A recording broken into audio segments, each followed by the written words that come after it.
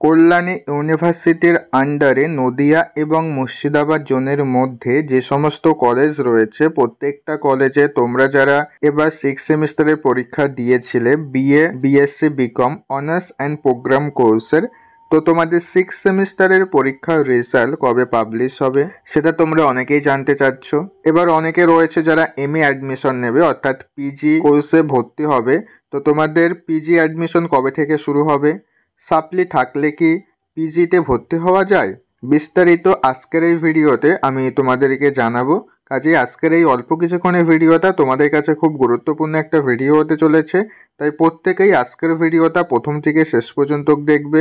ভিডিওটি ভালো লাগলে ভিডিওতে অবশ্যই একটি লাইক করে দেবে এবং আজকের ভিডিওটা তোমার বন্ধুদের মধ্যেও শেয়ার করে দেবে। ওকে, তাহলে চলো ভিডিওর মেন বিষয়ে আসা যাক। তো ফার্স্টে তোমাদের বলবো যে তোমাদের 6 সেমিস্টারের রেজাল্ট কবে পাবলিশ হবে, এটা তোমরা অনেকেই জানতে চাইছো যে তোমাদের 6 সেমিস্টারের রেজাল্ট কবে প্রকাশিত হবে। তো দেখো, তোমাদের 6 সেমিস্টারের রেজাল্ট কিন্তু খুব তাড়াতাড়ি পাবলিশ হতে চলেছে।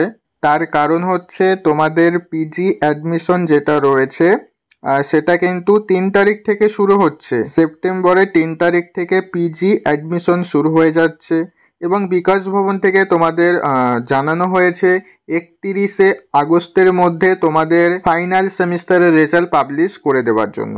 ঠিক আছে, তো আজ তোমাদের 29 তারিখ হচ্ছে, তো তোমরা প্রত্যেকেই ধরে রাখো আগামী 3 দিনের মধ্যে তোমাদের রেজাল্ট যে কোনো মুহূর্তে পাবলিশ হয়ে যেতে পারে। কালকেও রেজাল্ট পাবলিশ হতে পারে অথবা 31 তারিখেও রেজাল্ট পাবলিশ হতে পারে বা 1 তারিখে। তো তোমরা ধরে রাখো আগামী 3 দিনের মধ্যে তোমাদের রেজাল্ট কল্যাণী ইউনিভার্সিটি থেকে পাবলিশ করে দেবে, কারণ কল্যাণী ইউনিভার্সিটি থেকে নোটিশ পাবলিশ করে দিয়েছে যে তোমাদের পিজির অ্যাডমিশন 3 তারিখ থেকে শুরু হতে চলেছে। তাহলে 3 তারিখ থেকে যদি অ্যাডমিশন শুরু হয় তাহলে তোমাদের 3 দিনের মধ্যেই রেজাল্ট পাবলিশ করে দেবে। ওকে, তো রেজাল্ট কবে পাবলিশ হবে এটা তোমরা প্রত্যেকেই জানতে পেরে গেলে।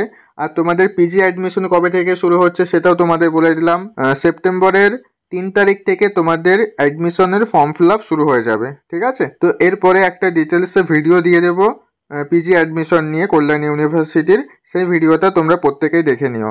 এবার আসা যাক যাদের সাপ্লি থাকবে, মানে ফাইনাল সেমিস্টার, মানে 6 সেমিস্টারে বা তার আগের কোনো সেমিস্টারে যদি কেউ সাপ্লি পেয়ে থাকে তারা কি পিজিতে অ্যাডমিশন নিতে পারবে। তো দেখো, তোমাদের কারো যদি কোনো সেমিস্টারে সাপ্লি থাকে তাহলে কিন্তু তুমি পিজি কোর্সে অ্যাডমিশন নিতে পারবে না।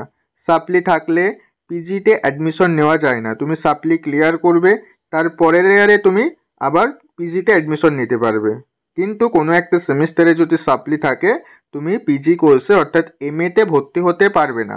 ঠিক আছে, তো এই ছিল আজকের ভিডিও। আজকের ভিডিওর ইনফরমেশন যদি তোমাদের ভালো লেগে থাকে ভিডিওটা অবশ্যই একটি লাইক করে দিও এবং পরবর্তী কল্যাণী ইউনিভার্সিটির A to Z আপডেট পেতে তোমরা প্রত্যেকেই আমাদের এই চ্যানেলটাকে সাবস্ক্রাইব করে রেখে দিও।